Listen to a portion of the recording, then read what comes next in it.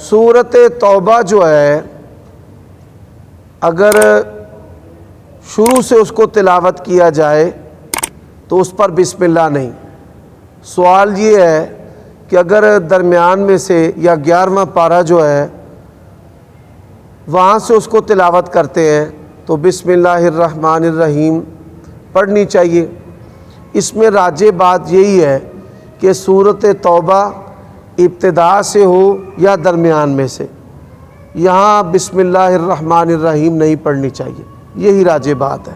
اعوذ باللہ من الشیطان الرجیم اس کی آپ تلاوت کریں، لیکن اس صورت میں آغاز میں یا درمیان میں بسم اللہ الرحمن الرحیم کی تلاوت نہ کریں۔ جی سردیوں میں ہم لوگ کیپ وغیرہ بڑی پہنتے ہیں، اس میں ہم سجدہ کرتے ہیں، یا اس کو اتار کے کریں یا پہن کے کا ہو سکتا ہے؟ سردیوں کے اندر سر کو گرم رکھنے کے لیے جو ٹوپی استعمال کی جاتی ہے، کیا اس ٹوپی کے اوپر ہم سجدہ کر سکتے ہیں؟ اگر آپ کا ماتھا ٹک جائے تو پھر اس پر سجدہ درست ہے، اور اگر آپ کا ماتھا ٹکتا نہیں ہے کہ کوئی ایسی چیز ہے سر ایسے ہلتا ہے تو پھر اس کو ماتھے سے ہٹا لینا چاہیے، اس کے اوپر پھر سجدہ نہیں کرنا چاہیے۔ اگر سجدہ سر زمین پر جم جائے تو سجدہ درست ہے، جیسے امامہ سر پر باندھا جاتا ہے۔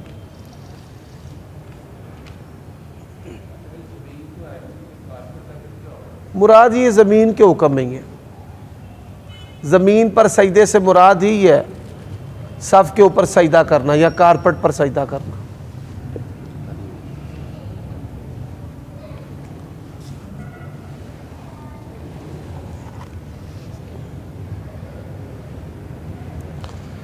کیا نبی کریم صلی اللہ علیہ وآلہ وسلم کی زندگی میں گائے اور مرغی کا گوشت کھایا جاتا تھا؟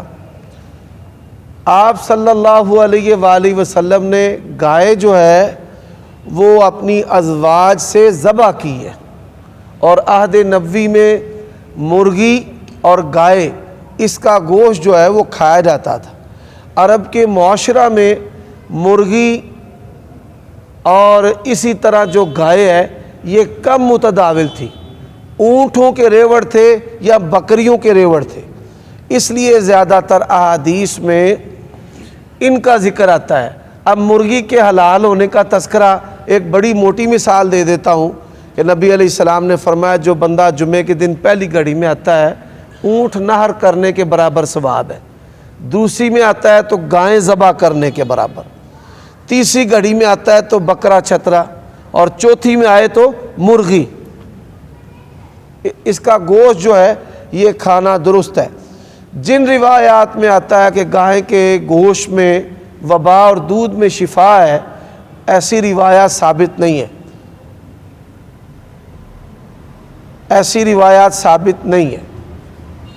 جی اس کا گوشت طاقتور ہوتا ہے۔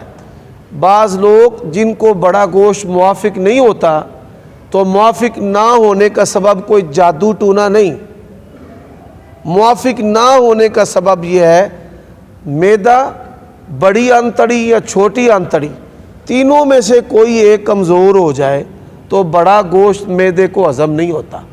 یہ جو تصور پایا جاتا ہے کہ بڑا گوشت جو ہے وہ جس پر جادو سحر کے اثرات ہوں اس کو موافق نہیں ہے، یا جو بندہ کھاتا ہو تو اس پر جادو سحر ہو جاتا ہے، یہ سب تصورات توہمات ہیں، باطل ہیں، حقیقت کے ساتھ کوئی تعلق نہیں۔ بعض طبیعتیں حساس ہوتی ہیں، جو لوگ اکثر سفر کرتے ہیں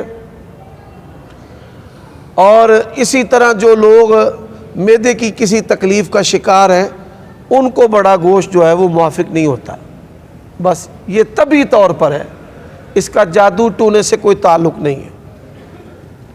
اللہ کے نبی کے جو نام ہے وہ محمد صلی اللہ علیہ وسلم، ان کے ساتھ درود پڑھا جائے، آپ کے بروح حاشر کہیں تو کوئی۔ جب آپ نبی علیہ السلام کے ذاتی نام لیے جائیں تو صلی اللہ علیہ وسلم پڑھا جائے گا۔ اگر آپ کے کوئی اوصاف بیان کرتا ہے، مکی، مدنی، ہاشمی، قریشی، تو اگر درود نہ پڑھے تو گناہ گار نہیں، لیکن مستحب اور بہتر ہے کہ آپ صلی اللہ علیہ وآلہ وسلم کے جو اوصاف ہیں ان کے ساتھ بھی صلی اللہ علیہ وسلم پڑھا جائے، مستحب ہے، گناہ گار نہیں۔ جیسے میں نے کہا آپ، تو اس کے ساتھ اب یہ اشارہ ہے آپ کے الفاظ، تو میں نے اس کے ساتھ کیا پڑھا ہے؟ صلی اللہ علیہ وآلہ وسلم۔ ذخیرہ حدیث میں کوئی مقام ایسا نہیں آپ کو ملے گا کہ جہاں نبی علیہ الصلاۃ والسلام کے نام یا اوصاف کے ساتھ صلی اللہ علیہ وسلم نہ لکھا گیا ہو۔ سلف صالحین لکھنے میں بھی بخل نہیں کرتے تھے۔ یہ جو صاد لام عین میم ہے یہ بھی درست نہیں ہے، یا صرف صاد ڈال دینا یہ بھی درست نہیں ہے۔ آپ درود کو ایک مرتبہ لکھیں یا پڑھیں، 40 فائدوں کے آپ مستحق بن جائیں گے۔ اس لیے ساری زندگی کبھی بھی درود لکھنے پڑھنے میں بخل نہ کریں۔ آپ صلی اللہ علیہ وسلم کے ذاتی ناموں کے ساتھ، اوصاف کے ساتھ، اشاروں کے صیغوں کے ساتھ کیا پڑھنا ہے؟ صلی اللہ علیہ وآلہ وسلم۔ جیسے آپ نے ابھی کہا کہ یہ نام وغیرہ لینے میں عقیدت کے چکر میں آ کے نام نہیں رکھتے، یا یہ تو یہی چیز درود پاک میں نہیں آ کے درود ابراہیمی نہیں پڑھتے صلاۃ والسلام علیہ پڑھ لیتے؟ دیکھیں نبی علیہ الصلاۃ والسلام نے ہمیں مختصر الفاظ کے ساتھ بھی درود سکھایا ہے، تو بناوٹی چیزوں کو چھوڑ کر جو نبوی چیزیں ہیں ان کو اختیار کریں۔ صلی اللہ علیہ وسلم یہ الفاظ بھی حدیث میں آتے ہیں، صلی اللہ علیہ وآلہ وسلم الفاظ بھی حدیث میں آتے ہیں، علیہ الصلاۃ والسلام یہ الفاظ بھی حدیث میں آتے ہیں، اور علیہ السلام یہ الفاظ بھی حدیث میں آتے ہیں۔ تو ہم یہ کہتے ہیں کہ جب آپ لوگوں کے بعد کے لوگوں کے الفاظ کو اختیار کریں تو پھر نبی علیہ الصلاۃ والسلام کی تعلیمات، سلف صالحین کی تعلیمات، صحابہ کرام کے پڑھے ہوئے کلمات جو ہیں وہ امت کے ہاتھوں سے چھوٹ جائیں گے۔ اور پھر جب ان میں ایسی خاص کر ایسی چیزیں ہوں کہ جو عقیدے پر ضرب لگاتی ہوں، جیسے صلاۃ والسلام علیک یا رسول اللہ، یہ ذہن رکھنا کہ آپ ادھر موجود ہیں، آپ خود سن رہے ہیں۔ بعض لوگ غلو کر گئے ہیں، وہ صلی اللہ علیہ وسلم نہیں پڑھتے۔ تقریریں آپ سنیں بعض بریلوی علماء کی، وہ نبی علیہ السلام کا نام لے کر پڑھتے ہیں صلی اللہ علیہ کا، علیہ کے الفاظ کے ساتھ وہ پڑھتے ہیں۔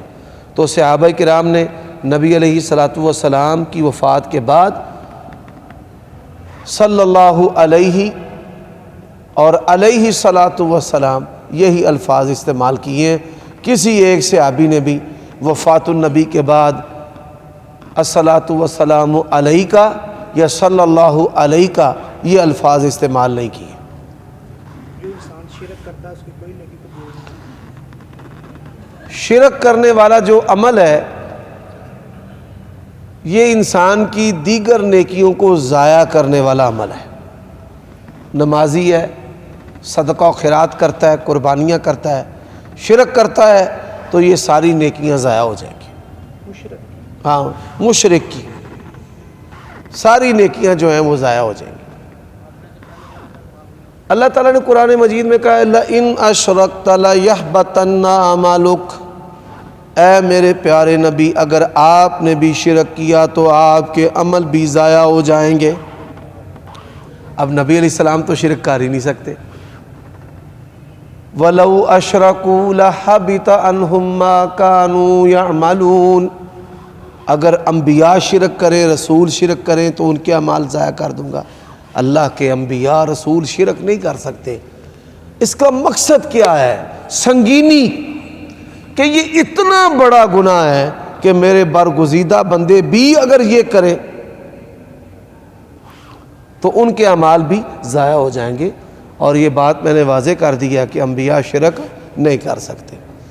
تو شرک جو ہے، اچھا اب یہاں پر ایک بات ہے کہ ایک شخص لا علمی اور جہالت میں شرک کا ارتکاب کر بیٹھتا ہے اور بعد میں جب اس کو پتہ چلتا ہے توبہ کر لیتا ہے، اسی طرح اس کے اعمال ضائع نہیں ہوں گے۔ اور جو مرنے سے پہلے پہلے توبہ کر لیتا ہے تو اللہ تبارک و تعالیٰ فرماتے ہیں اولئک الذین یبدل اللہ سیئاتہم بالحسنات، اللہ تعالیٰ پھر نیکیاں تو نیکیاں ہیں، پھر اللہ تعالیٰ برائیوں کو بھی نیکیوں میں تبدیل کر دیتا ہے۔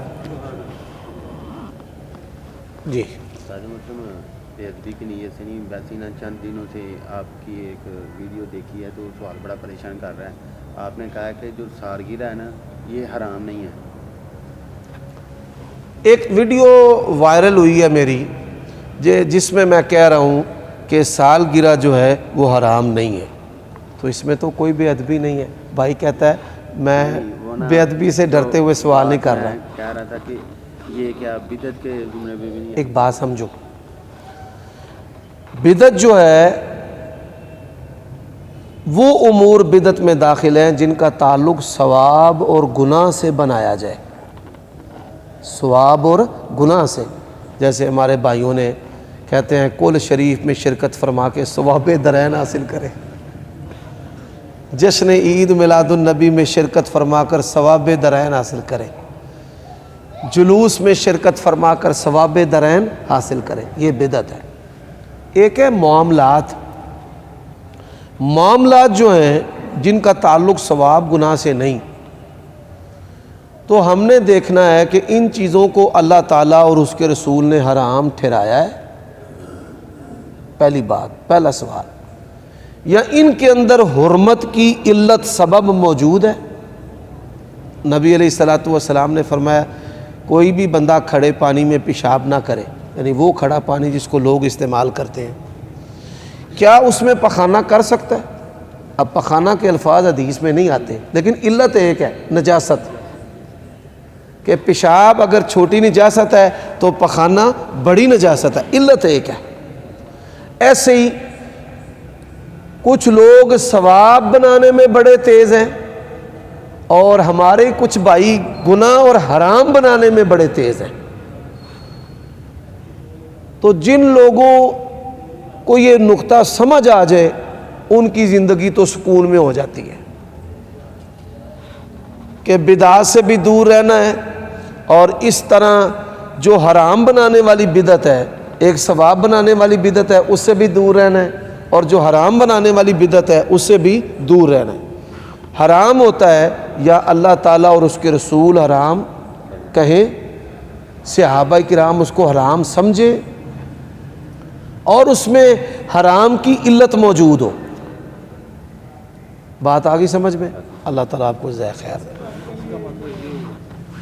کوئی بندہ یہ کہتا ہے کہ میں اپنے بیٹے کی سالگرہ منانے لگوں یا میں اپنی شادی کی سالگرہ منانے لگوں، اینیورسری، وہ اپنے بیٹے کی تو منا لے گا، تو جب وہ کہے گا میں چلے نبی کے دنیا میں مبعوث ہونے کی خوشی میں منا رہا ہوں، سو آپ کے ساتھ کوئی تعلق نہیں، تو ٹھیک ہے۔ ایسا ہوتا نہیں ہے، جو چیز اگر میں ایسے کر لیتا ہوں، میں اس کا جواب دینے لگا ہوں نا، نبی علیہ السلام کی ذات سے جو چیز جڑی ہے اس کا تعلق ثواب گناہ سے باہر ہے ہی نہیں۔ جو چیز بھی نبی علیہ السلام کی ذات سے جڑی ہے نا، ثواب گناہ سے وہ چیز باہر ہے ہی نہیں۔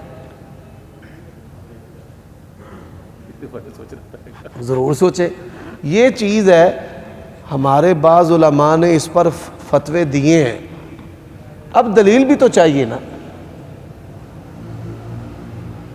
ایک بات تو وہ بھی ہے نا کہ جو حضور کے وہ پیوت جاری کر رہے تھے، اللہ کے نبی نے فرمایا کہ یہ دنیا کا معاملہ ہے، تو اس میں ثواب اور گناہ کا تو کوئی تصور نہیں ہے۔ وہ تو تجارت سے، یہ بڑی پیاری بات ہے۔ جو امور تجارت ہیں، میں نے یہی تو کہا ہے کہ معاملات میں جب تک کوئی چیز حرام نہیں ہوگی تو ہم اسے حرام کیسے کہیں گے؟ یہ جو دلیل آپ نے پیش کی ہے یہ تو میری تائید کرتی ہے۔ آپ نے فرمایا کہ آپ دیکھیں کوئی بھی چیز وہ تب حرام ہوتی ہے جب اللہ تعالیٰ اس کا رسول اس کو حرام کہیں، صحابہ اس کو حرام سمجھیں، یا اس میں حرام کی کوئی علت موجود ہو۔ شکلیں بدلتی ہیں نا، مثال کے طور پہ الکحل جو ہے وہ شراب نہیں ہے، خمر نہیں ہے، لیکن الکحل کے اندر حرمت کی علت موجود ہے، وہ کیا ہے؟ نشہ، تو ہومیوپیتھک ساری دوائی حرام ہے، وہ چیز الگ ہے۔ الکوہل تو اس میں 99%۔ دیکھیں ہومیوپیتھک جو ادویات ہیں ناگزیر صورت میں استعمال ہوتی ہیں بامر مجبوری، بامر مجبوری جو ہے، جیسے انہی چیزوں سے انسان کو بے ہوش کیا جاتا ہے، سون کیا جاتا ہے، نشہ آور چیز کے ساتھ ٹیکے لگاتے ہیں، بدن کو سون کرتے ہیں، بے ہوش کرتے ہیں، تو یہ چیزیں بامر مجبوری اختیار ہوتی ہیں۔ نہیں ہماری مجبوری، آپ ایلوپیتھک کھا رہے ہیں، آپ حکیم کی کھا رہے ہیں۔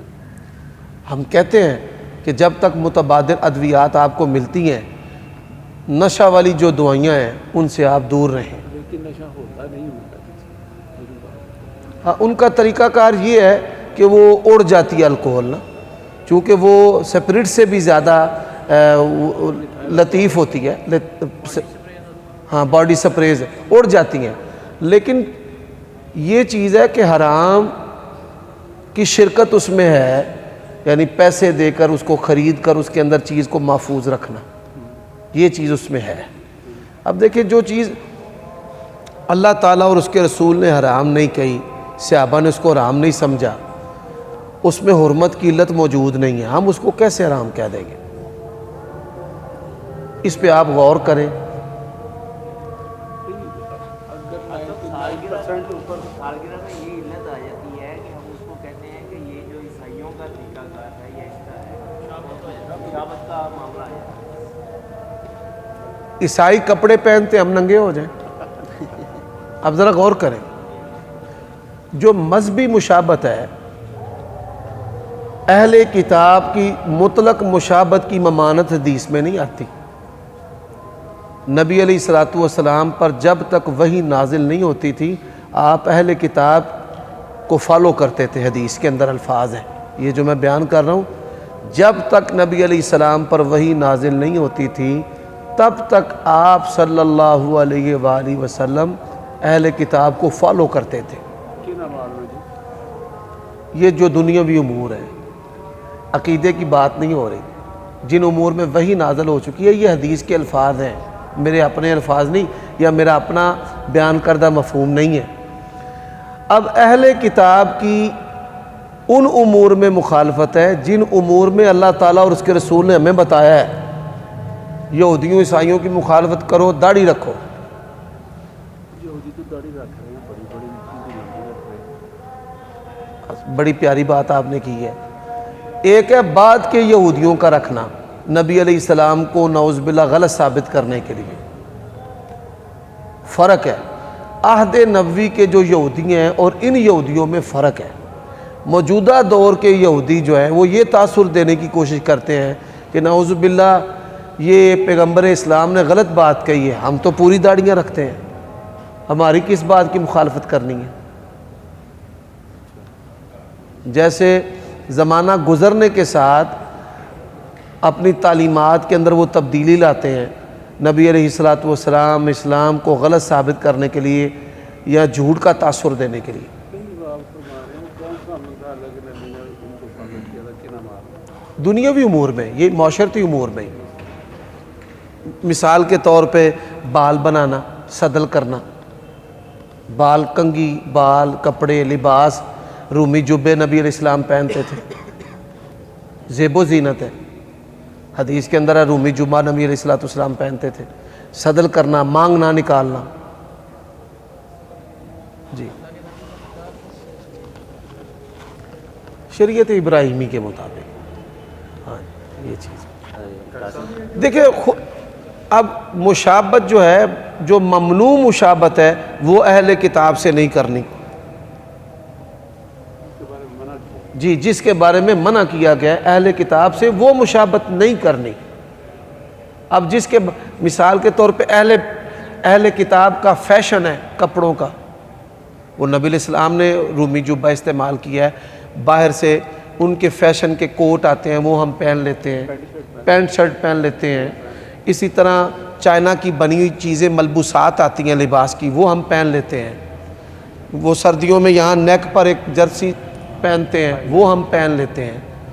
تو اہل کتاب کی جو مشابہت ممنوع ہے آپ اس کو اختیار نہ کریں، یا سادے لفظوں میں یوں سمجھ لیں کہ جو اسلام کے خلاف نہیں ہے، جو دین اسلام کے خلاف نہیں ہے، ان کا وہ فیشن، وہ کپڑا، وہ سٹائل اختیار کیا جا سکتا ہے۔ سالگرہ منا سکتے ہیں؟ دیکھیں میں آپ کو یہ فتویٰ نہیں دیتا، لیکن میں یہ عرض کرتا ہوں کہ ہم مولوی لوگ حرام بنا نہیں سکتے۔ کوئی چیز حرام بنانی ہے اللہ تعالیٰ نے بنانی ہے، اس کے رسول نے بنانی ہے، صحابہ نے سمجھنی ہے، سلف نے سمجھنی ہے۔ دیکھیں یہ سالگرہ کا عمل پرانے ادوار میں بھی تھا کہ کسی امام محدث نے کوئی چیپٹر باندھ کر یہ نہیں کہا باب ہے سالگرہ کے حرام ہونے پر۔ اس پہ ایک مثال بھی ملتی ہے استاد جی۔ اہل ذکر سے پوچھ رہا ہوں۔ میں تو اس کو حرام نہیں سمجھتا، اس پہ ایک مثال بلکہ میں کیا ہوں، اعوذ باللہ من الشیطان الرجیم، میں ان علماء کرام کے ساتھ ہوں جو اس کو حرام نہیں سمجھتے، بڑے بڑے کبار علماء کے فتوے۔ کیا یہ پھر متشابہات ہیں؟ یار جتھے مرضی شبہ پا دے، شبہ تسی ایتھے پا دیو، پیپسی حرام دا شبہ نہیں چلدا پیا۔ آج تک سالگرہ نہیں بنائی ہے، سمجھ کے کہ یار یہ دونوں سارا اینڈ کر سانوں بھی نہیں بنانی چاہیے۔ ڈاکٹر صاحب ایک اہم سوال ہے کہ ایک ہندو لڑکا ہے، اس نے سوال کیا ہے، کہتے ہیں ہم کیسے مان لیں نعوذ باللہ کہ قرآن اللہ کے نبی کی طرف سے آیا ہے، جو حدیثیں ہیں یہ عام انسان نے بنائی ہوئی ہیں، آپ کی اماموں نے لکھی ہوئی ہیں، ہم کیسے اس کو مان لیں کہ یہ وہاں سے آئی؟ اللہ تبارک و تعالیٰ نے قرآن مجید کے اندر اس کا جواب دیا ہے کہ اگر یہ اللہ کے غیر سے ہوتا لَوَجَدُوا فِي اخْتِلَافًا كَثِيرًا، اختلافاً کثیرا، کہ پھر اس میں بہت زیادہ وہ اختلاف پاتے۔ دنیا کی واحد کتاب ہے کہ 15ویں صدی ہے اور اس کے اندر کوئی تغیر و تبدل نہیں، نہ زبر کا، نہ زیر کا، نہ حرف کا، نہ وا کا، نہ فا کا۔ یہی اس کے منزل من اللہ اور محفوظ ہونے کی اور نبی علیہ الصلوۃ والسلام کی طرف سے ہونے کی دلیل ہے۔ قرآن کی تو دے دی تھی ان کو، کہتے ہیں حدیث آپ کہتے ہیں کہ اماموں نے اکٹھی کی ہے، تو کہتے ہیں وہ اپنے سے ہم کیسے مان لیں کہ ویسے اللہ کے نبی نے ساری باتیں کی؟ اچھا ایک بات سمجھیں، نبی علیہ جس طرح قرآن مجید ہم تک پہنچا ہے نا، انہی ذرائع سے حدیث پہنچی ہے۔ جس طرح قرآن مجید محفوظ ہے اسی طرح جو ہے وہ سنت بھی محفوظ ہے۔ اب ائمہ محدثین کسی ایک علاقے سے نہیں تھے، مکہ سے، مدینہ سے، ایران سے، عراق سے، شام سے، مصر سے، رشیا سے، پوری روئے زمین کے بڑے بڑے علاقوں سے ائمہ محدثین ہیں۔ اب ایک حدیث ہے امام بخاری رحمہ اللہ بیان کرتے ہیں، وہی حدیث ایک دوسرے علاقے کے محدث نیسابور کے امام مسلم بیان کرتے ہیں۔ امام بخاری کی سند اور ہے، وہ سند اور ہے، کوفی سند ہے، مکی سند ہے، حجازی سند ہے، عراقی سند ہے، مصری سند ہے۔ کیسے پتہ چل گیا؟ بات آگے ایک ہی ہے۔ امام بخاری رحمہ اللہ نے اپنے استاد سے سنا ہے، ان کے استاد امام احمد ہے۔ امام احمد کی کتاب ہے مسند احمد، 28,000 احادیث کا مجموعہ ہے کم و بیش۔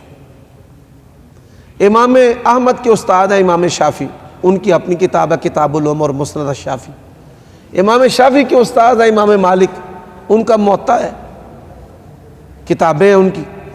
اور اسی طرح ان کے استاد ہیں امام مالک کے نافع، وہ پھر ایک واسطے سے عبداللہ بن عمر سے بیان کرتے ہیں، وہ رسول اللہ صلی اللہ علیہ وسلم سے بیان کرتے ہیں۔ اب ایک حدیث ابو ہریرہ بیان کرتے ہیں، وہی سید عائشہ بیان کرتی ہیں، وہی عبداللہ بن عمر بیان کرتے ہیں، وہی حضرت عثمان بیان کرتے ہیں۔ پھر آگے مختلف علاقوں کے مختلف محدث اور علماء اور راوی بیان کرتے ہیں۔ یہ فیبریکیٹڈ کس طرح ہو سکتا ہے بھائی؟ ایک واقعہ ہے، اس واقعے کے جو دیکھنے والے ہیں وہ 20-30 لوگ ہیں۔ ایک امریکہ میں چلا گیا، ایک چائنا چلا گیا، ایک رشیا چلا گیا، ایک مصر چلا گیا، ایک شام چلا گیا۔ اب وہ شاگرد جو ہیں ان سے علم حاصل کرتے ہیں، انہی بندوں سے۔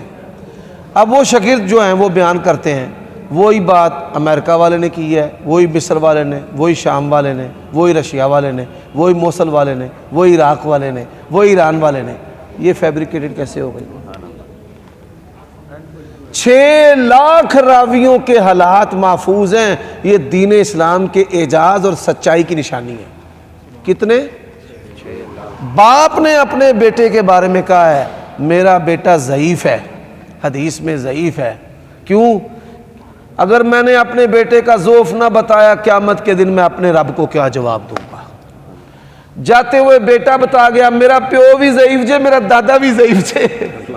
کوئی اپنے باپ کے بارے میں بات کرتا ہے، صرف دین کی حفاظت کی وجہ سے بات بتائی کہ کوئی جو ہے وہ ان سے دین نہ لے لے، ان پہ اعتماد نہ کر لے. تو 6 لاکھ راویوں کے، اب آپ ان سے کہیں کہ تمہارے جو وید ہیں، ہمارے پاس جو قرآن مجید کا نسخہ ہے نا، اس کے بھی راوی ہیں، سند ہے اس کی، نبی علیہ السلام سے عبداللہ بن مسعود، پھر ان سے آگے سند چلتی ہوئی ہم تک آتی ہے. ان سے کہ تمہارے وید کی کوئی سند ہے، بائبل کی سند ہے، تالمود کی سند ہے، تورات کی کوئی سند ہے؟ اب جن کا ناک کٹا ہوا ہے وہ ناک والے کو عیب سمجھتے ہیں، جن کے پلے صدیوں کی سندیں نہیں ہیں تو وہ قرآن اور حدیث پر دلائل پوچھ رہے ہیں. جی بات کی سمجھ آئی ہے؟ جی آپ ان سے کہیں کہ دنیا کے مختلف حصے، اب مصر کے محدث ہیں، ان کی کتابیں ہیں، ان میں وہ حدیث ہے، ایک حدیث 200 کتابوں میں موجود ہے. ذرا سنیں. اب وہ جو کتاب ہے مثال کے طور پہ مکہ میں لکھی گئی، ایک مدینہ میں لکھی گئی، ایک بخارا میں لکھی گئی، ایک عراق میں لکھی گئی، ایک موصل میں لکھی گئی، ایک مصر میں لکھی گئی، ایک قاہرہ میں لکھی گئی. اب وہ حدیثیں ان کے آپس میں رابطے بھی نہیں تھے، پرانا دور تھا نا، ان کے آپس میں رابطے بھی نہیں تھے. وہ لکھ کر دنیا فوت ہو گئے، وہ مخطوطے نقل ہوتے ہوتے ہوتے اب آئے امت کے ہاتھوں، وہ کتابیں جو ہیں وہ شائع ہوئی. اب ایک حدیث جو بخاری میں ہے وہ اور 20 کتابوں میں موجود ہے، وہ کیسے پھر وہاں پہ آگئی حدیث؟ جدید ذرائع ہیں. ایک بندہ امریکہ میں بیٹھا ہے، کدھر بیٹھا ہے، تو اس دور میں آپ اندازہ کر لیں کہ ایک بندہ جو ہے وہ نیشابور رشیا میں بیٹھا ہے اور ایک بندہ مدینے میں بیٹھا ہے. وہ کتاب الگ لکھ رہا ہے، وہ الگ لکھ رہا ہے، دونوں کی کتابیں شائع ہوئی ہیں، حدیث کے متون ایک جیسے ہیں. کس طرح؟ روایت سند کی وجہ سے. یہ اسلام کی سچائی کی نشانی ہے. جی سنت جتھے بھی نا پوری دنیا دے ایک جیسی تے بدعت پنجاب جو ہو رہے سبحان اللہ. سچ ہو رہے میں ویکھیا. اب دیکھو اگر دنائی بازار میں سے بکتی ہوتی نا تو میں بھی اس کا بڑا خریدار ہوتا. کیسی میٹھی بات کی ہے، با کمال قسم کی، کہ سنت حدیث پوری دنیا میں ایک ہے اور بدعت جو ہے وہ ہر علاقے کی الگ ہے. میں نے دیکھا ہے ہاں ادھر نماز کے بعد پڑھتے ہیں نا لا الہ الا اللہ، کراچی میں نہیں پڑھتے. میں نے خود دیکھا ہے. اب یہ بڑی دور کی بات ہے. ہمارے شہر کے بریلویوں میں بڑی لڑائی ہوئی گھمسان کی. ایک الصلاۃ والسلام علیکہ یا رسول اللہ اذان سے پہلے پڑھتے ہیں، ایک نہیں پڑھتے. جو جامعہ نعیمیہ کے شاگرد ہیں یا بھیرا کے، وہ نہیں پڑھتے، وہ کہتے ہیں یہ بدعت ہے. شہر کی بعض بریلویوں کی مسجدیں ہیں جن کے اندر نہ پہلے پڑھی جاتی ہے نہ بعد میں پڑھی جاتی ہے، صرف اذان. کچھ لوگ صلاۃ پڑھنے کے کچھ دیر بعد اذان پڑھتے ہیں، جی 2-3 منٹ بعد پڑھتے ہیں. جی ایسا ہی وقفہ ہو جاتا ہے. ایسا دیکھیں یہ ریڈیو تو مفتی آج کل کا بھی چل رہے ہیں، نام نہیں یاد ہے، ان سے وہ سوال کرتا ہے اینکر کے 40 منٹ کے بارے میں بتائیں. 40 منٹ تو وہ آگے کہتا ہے کہ آپ نے میرا تار چھیڑ دیا، اب مجھے روکنا نہیں ہے. تو وہ 40 کا جو ہوتا تھا نا عدد تمام ہے، وہ حضرت آدم کا بتاتا ہے کہ جب اللہ پاک نے مٹی ڈھونڈی اور اوپر بارش 40 دینی ہے، کہتا ہے یہ 40 سال کہتا ہے. ایک اور چیز اس میں ایڈ کرنی ہے، آج کل ایک باہر سے آئے ہوئے ہیں حکومتی لیول پہ کوئی بندہ ہے تو وہ یہ گونگے پیروں کو دم کرتا ہے. سبحان اللہ. 2 باتیں میں کرتا ہوں. جو لوگ میتھ کے ماہر ہیں مجھے بتائیں، میتھ کو سمجھنے والے، میتھ ایک ایسی چیز ہے عدد تمام ہے ہی کچھ نہیں. کتنا آپ روکیں گے؟ مثال دہائی، سینکڑا، پھر ہزار، پھر 10,000، پھر لاکھ. ہاں یہ تو میتھ ہے ہی لامحدود چیز ہے. آپ اس کو کس عدد پہ، فگر پہ جا کے روکیں گے؟ عدد تمام یہ اس کی بنیادی بات ہی غلط ہے. جو عدد ہے نا عدد، وہ تمام ہے ہی نہیں. میتھ کو جاننے والے کیوں ہے پتر میں صحیح آ نہ پیا یہ والد صاحب ماسٹر صاحب بیٹھے نے کیوں سر میں ٹھیک کہہ رہے ہیں نا 40 تو بعد 41 نہیں ہوتا یہ عدد تمام ایسے ہی نا 11ویں جب 11ویں کو ثابت کرتے ہیں تو پھر کیا کہتے ہیں جب کائنات بنی تو دن 10واں رات 11ویں آدم اترے دن 10واں تے رات 11ویں نوح دی کشتی جڑی وہ کنارے لگی دن 10واں تے رات 11 یعنی 11ویں پھر انہاں کہ لو 11ویں وابیاں دی منجی تو ثابت کر دینے 2 سیرو 2 بائیاں 4 پاوے 8 ایک دون تے ایک وان 10 تے ہوتے وابی لیٹے آئی 11ویں ثابت یہ جہلوں کی بناوٹی باتیں ہیں عدد تمام دلیل نہیں ہے قال اللہ و قال رسولہ دلیل ہے ٹھیک ہے اب جو یہ دم کر کے کان اور زبان ٹھیک کرنے والے ہیں پاکستان میں گونگے بہروں کے سکول ہیں گونگے بہروں کے سکول ہیں جو اسپیشل بچوں اس کو کسی ایک سکول میں لے جائیں اور لو جی جناب یہ سکول آپ کے سامنے ہے ایک پاکستان میں جتنا میڈیا حساس ہے نا ان کو کوئی خبر چاہیے سوشل میڈیا پر تو ڈیلی خبر چاہیے نا جو یہ الیکٹرانک میڈیا ہے ہر سیکنڈ میں خبر چاہیے سنسنی پھیلاتے ہیں 120 کی سپیڈ پہ زبانیں چلاتے ہیں تو ان کو تو ہر سیکنڈ میں خبر چاہیے پورے پاکستان کے اندر ایک بچہ بھی میڈیا کے سامنے پیش نہیں کر سکے کہ جو اس کی وجہ سے بولا ہے یا اس نے سنا ہے ہاں سرکاری سطح پہ بعض لوگ اس سے متاثر ہوئے اور انہوں نے اپنے بچوں کو صحیح کرنے کے لیے اس کو بلایا لیکن کامیابی حاصل نہیں ہوئی میڈیا کے جو افراد ہیں اینکرز ہیں انہوں نے کہا ہے کہ ابھی تک ایک بچہ بھی ہمارے ایک دوست ہیں حکیم افضل جمال صاحب وہ سرکاری طور پر مختلف کمیٹیوں کا حصہ ہے انہوں نے باقاعدہ طور پہ پوسٹ چڑھائی کہ پورے پاکستان میں آن دا ریکارڈ ابھی تک کوئی ایک بچہ اس کی وجہ سے نہ اس نے دیکھنا شروع کیا نہ سننا نہ بولنا یہ فارغ بات ہے ہاں جی ہاں وہ شف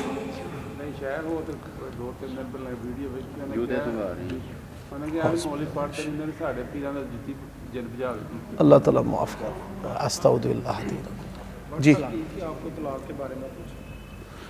اصل میں واٹس ایپ روزانہ 400-500 بھی آ جاتے ہیں کئی دفعہ زیادہ بھی وہ اس میں بڑے اہم جو میسج ہیں وہ جو ہیں وہ نیچے چلے جاتے ہیں آپ ایک دفعہ دوبارہ بھیج دیں یا ابھی سوال کر کے ریکارڈ کر لیں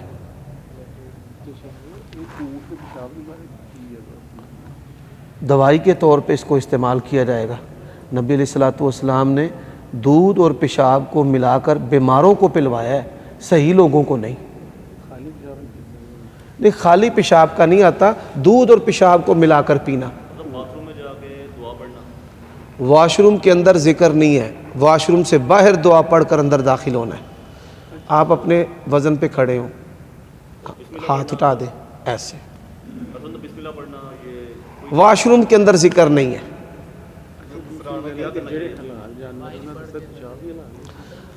جو حلال جانوروں کے پیشاب ہیں دیکھیں ایک منٹ جی اللہ تعالیٰ کے فضل و کرم سے اب کھانوں کی پانی کی بہتات ہے یہاں بھی باہر کے علاقوں میں بھی آپ پرانے دور کا تصور کریں کہ جب پینے کے لیے پانی یا وضو کے لیے پانی جو ہے نایاب تھا اور اس وقت مختلف کاموں میں جیسے رنگ سازی کا جو عمل ہے جانوروں کے پیشابوں کو بھی استعمال کیا جاتا تھا ٹھیک ہے جو معقول اللحم جانور ہیں ان کا جو پیشاب ہے دودھ دھونے والے کے اوپر پڑ جاتا ہے گوبر لگ جاتا ہے تو وہ نجس عین نہیں ہے کہ اب آپ لباس بدلیں لیکن معقول اللحم جانوروں کے پیشاب پاک ہونے کا مطلب یہ نہیں ہے کہ آپ یہ پانی ہے آپ اس کو پینا شروع کر دیں مقصد ہے کہ اسے آپ کا جو کپڑے ہیں وہ نجس نہیں ہوں گے نماز پڑھ سکتے ہیں ٹھیک ہے اس کو آپ کسی کام میں استعمال کر سکتے ہیں جی سبحان اللہ یہ وہ نا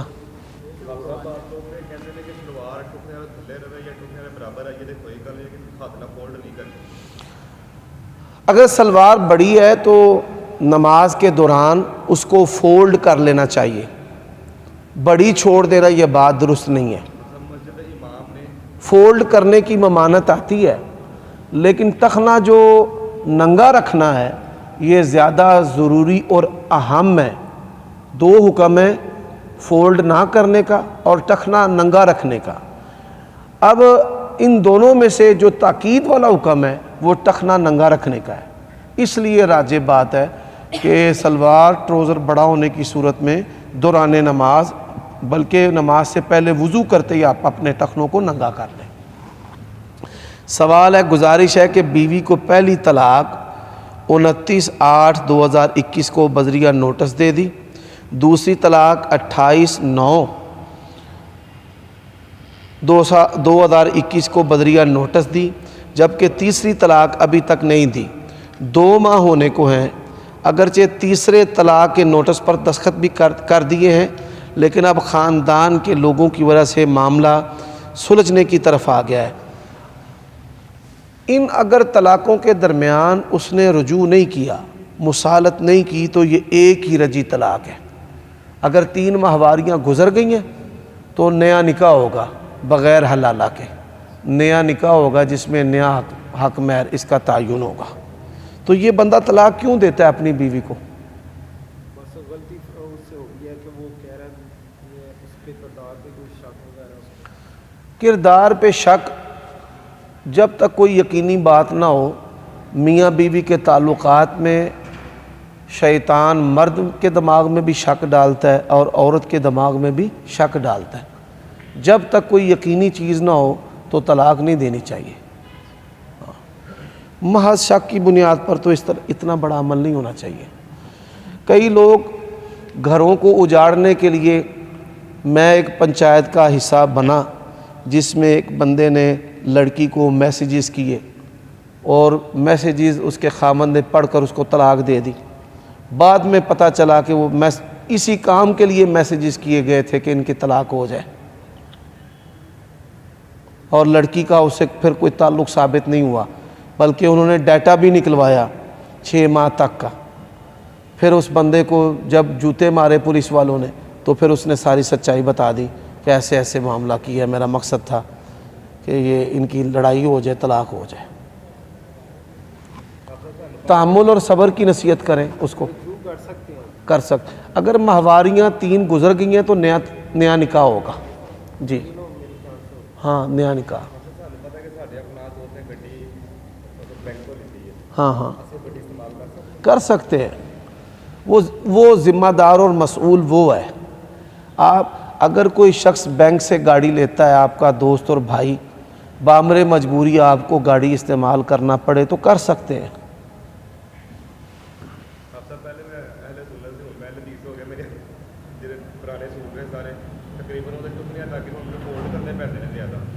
آپ ساری سلواریں جو ہیں نا درزی کو دے کے ٹھیک کروا لیں، ٹھیک ہے انشاءاللہ الرحمن، اور فولڈ کرنا پڑے تو کر لیں۔ جی خواب میں بے شمار کبوتر دیکھنا، خیر ہے، کبوتروں کو دیکھنا رزق اللہ تعالیٰ کی حدیث نہیں آتی کہ رسول اللہ صلی اللہ علیہ وسلم نے فرمایا شیطان کے پیچھے شیطان جائے؟ نہیں، وہ کبوتر جو ہے وہ اس کا کھانا جائز اور درست ہے نا، یہ رزق کی اصناف اور اقسام میں سے قسم ہے۔ کبوتر بادی اور چیز ہے، کبوتر دیکھنا اور چیز ہے۔ دم کروا کے کوئی چیز کھائی جا سکتی ہے؟ کھائی جا سکتی ہے، دم کروا کے کوئی کھانے پینے والی چیز جو ہے وہ کھائی جا سکتی ہے۔ یہ کل ایک مولوی صاحب نے بتایا، اس نے کہا کہ دم کروا کے چیز کھائی جا سکتی ہے لیکن ختم دعا کے نہیں کھائی جا سکتی۔ بھابھیوں کو پوچھو۔ جی دم جو ہے وہ عام حالات میں تو نہیں ہوتا، بیماری علاج کے لیے ہوتا ہے نا۔ ہاں، میں خواب ہے، یہ خوابوں کی نشست الگ رکھیں، یہ سیو کر لیں۔ دو ستر داڑھی اور پوری داڑھی والا اس کے پیچھے نماز پڑھے گا، پڑھ سکتا ہے۔ اگر حاکم وقت نے داڑھی منڈے کو یا داڑھی کترانے والے کو امام مقرر کیا ہے، مستقل امام ہے، باہر کئی ممالک میں، سعودیہ میں، مصر میں، خلیجی ریاستوں میں داڑھی منڈے خسخاسی داڑھی والے جو ہیں وہ امام ہیں. یہ سنت تو ہے، باقی سنت یہ رفع دین بھی سنت ہی ہے. میں عرض کرنے لگا ہوں، پوری بات سن لیں. ایسا جو امام ہے اس کے پیچھے آپ بغیر تبصرہ فتنہ کے نماز پڑھیں. دوسری بات کہ اگر سفر کے دوران ایسا شخص امام ہے، غیر مستقل امام ہے، تو اس کے پیچھے بھی نماز پڑھ لیں. اور جہاں مستقل امامت مشاورت سے حاکم کی مداخلت کے بغیر ہوتی ہے، وہاں صحیح شکل و صورت جس کی سنت کے مطابق شکل ہے اس کو امام مقرر کرنا چاہیے. اب آپ کا جو سوال ہے غیر اہل حدیث بندہ جو ہے، اس حوالے سے میں کئی دفعہ بات کر چکا ہوں کہ امام ابو حنیفہ رحمہ اللہ، ایک پچھلے دنوں یہ بحث ہوئی تھی نا، وہ کہتے ہیں کہ سنت کے بارے میں نہیں پوچھا جائے گا. سنتے ہم جو نہیں پڑھتے وہ سنتے ہم نے بات سے نہیں پوچھا جائے گا یہ رفع دین سنت ہے. داڑھی کیوں نہیں پوچھا جائے گا؟ سنت میں آتی ہے. کیوں نہیں پوچھا جائے گا؟ کچھ سنتیں جو واجب ہیں، کچھ سنتیں تاکید والی ہیں، کچھ سنتیں ہیں اختیاری ہیں. جو اختیاری سنتیں بھی انسان بلا وجہ چھوڑ دے اس سے بھی پوچھا جائے گا. کیوں اپنے نبی علیہ السلام کی سنت کو بلا وجہ چھوڑتا ہے؟ یہ نظریہ غلط ہے کہ سنتوں کے بارے میں نہیں پوچھا جائے گا. ہاں ہاں، عمر نے بڑی پیاری بات کی ہے کہ رفع دین کے بارے میں گھوڑوں کی دموں والی روایت فرضوں پر لگا دیتے ہیں اور نماز وتر اور عیدوں پر نہیں لگاتے. اللہ تعالیٰ ان کو سمجھنے کی توفیق دے. بریلوی ساتھی ہے اگر منڈی کا وہ اس نے کئی سوال کیے بریلویوں سے، یہ رفع دین گھوڑوں والی یا بتوں والی. وہ کہتے ہیں یار پہلے ہی رفع دین میں کیوں نہیں بت گرے؟ وتر میں کیوں نہیں گرے؟ عیدوں میں کیوں نہیں گرے؟